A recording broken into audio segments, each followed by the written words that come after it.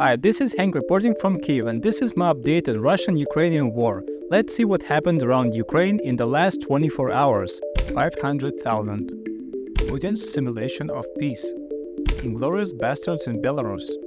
2 8,000ers in 2 days. Russian roulette. Scooby Doo Drone man.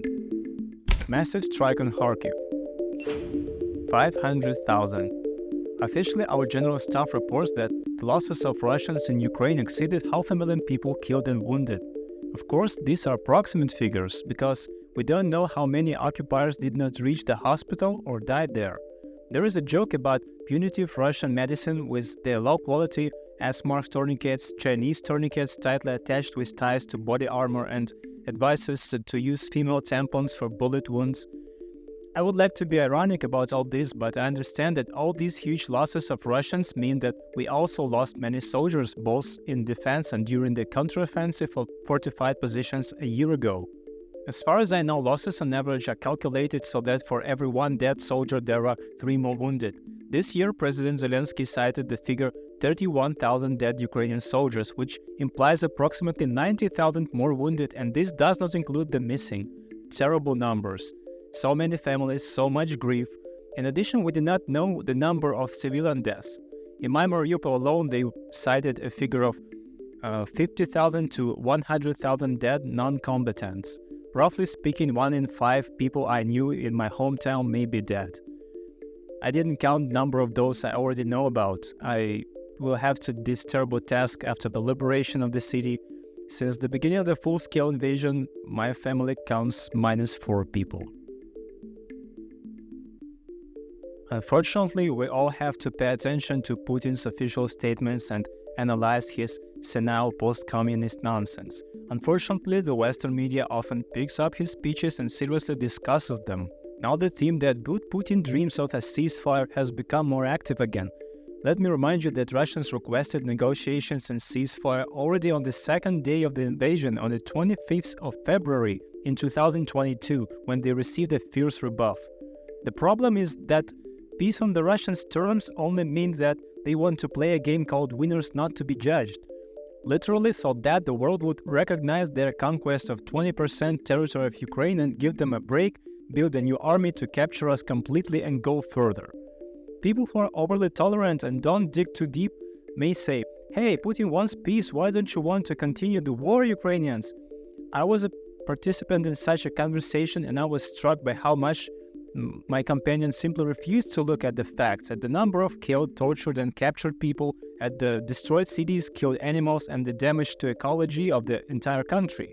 In one line, if Ukraine stops fighting, there will be no more Ukraine. If Russia stops fighting and gets out of our land, then there will be no war. Period. Russians brought to Belarus the former president of Ukraine, who fled in 2014, and we happily forgot about him until he appeared in an international tribunal. As a result, Belarus has assembled a bingo, 3 so-called presidents, each one of whom has huge questions about the legality of calling them presidents. All 3 are corrupt, rigged the elections in one way or another, involved in the death of a huge number of people. The list goes on. The funny thing is that Putin, having no alternative, is still trying to somehow sell Yanukovych to Ukrainians. During his reign, to be honest, I was not interested in him at all because he was unpleasant to me. When we studied law in school, I clearly remembered that a person with a criminal record cannot become the president of the country. We had a president with 2 convictions. I personally heard from ordinary people who voted for him that he's probably already stolen enough, he won't do it again. This is a chandelier from the Yanukovych estate. It costs 8 million euro. People, please do not give power to thieves and bandits in your countries. We are still dealing with the consequences. The Ukrainian climber conquered 2 8,000-meter mountains in 2 days in a row, Everest and Lhotsa. Let's watch a video from Antonina's Instagram. It was taken at the top of Everest.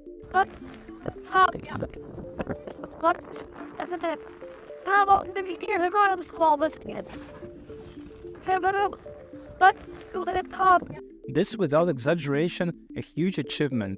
We all know that Everest is a huge milestone. Every person wants to conquer their own Everest, whatever that means. Many people spend their whole lives preparing for this mountain. But here a brave woman made 2 ascents in a row. I would like to add this photo of Antonina with a portrait of Alexander Granik. He was a Ukrainian photographer, traveler and fighter of Azov Brigade. When Mariupol was surrounded, he was one of 72 heroes who flew one way to help their brothers in arms. His parents published a fragment of his correspondence where he writes that he dreams of conquering Everest, but at that time Mariupol became his Everest. Unfortunately, he died at the Azovstal plant during Russian bombing of the hospital. We didn't know each other, but I know his father and several brothers in arms who flew with him. Antonina honored his memory and took his portrait with her. Thus, he still got to the top after his death. This is so sad and beautiful at the same moment. In this video, you can see how Ukrainian communications specialist Sergei Flash disassembles the antenna of Russian radio station Arachis, one of those, as they say, having no analogs in the world. As you can see, hidden inside is an ordinary cheap roulette that can be bought for $1. I'm willing to bet that this development was sold to the Russian army for a lot of money. We learned nothing new here, and I hope that their entire army is built this way. In this video, you also see lies from Russian army, but of a different type. The drone control center was filmed here, which is disguised as a regular passenger bus. You won't be able to tell it apart from the outside. There won't be any Z swastikas on it. There is nothing new about hiding your troops, but in this case we have a precedent that when Russian artillery hits such a bus, Russian propaganda immediately spins the news that evil Ukrainians attack civilian bus with children. Always remember one thing: Ukraine is doing everything possible to play by the rules. The whole world is watching our every step, and we understand that if we do something wrong, then civilized countries will stop supplying us with weapons at minimum. I'm sure that mistakes happen, war is a chaos, but just look how hard we try to play by the rules and how hard Russia tries to bend the truth on its own interests. Our troops were not in Crimea. It was not us who shot down the Dutch Boeing. It was not us who launched missiles on the peaceful cities. It was not us who blew up the dam in Kherson region. It was not us who tortured and killed civilians in Bucha. It was not us, not our bombs fell on Azovstal. The list is endless. While I was writing the text for the previous news, Russians attacked Kharkiv with air bombs and hit a huge mall full of people. At the moment, there are no exact details yet, but we know that there were around 200 people there, and the area of 10,000 square meters caught on fire. I don't know yet how many were killed, but a lot of people are missing and it looks terrifying. Can anyone in the world justify such a terrorist attack? Is there an option to see this and say that Russian army is normal? Enough fighting time to put up with Putin.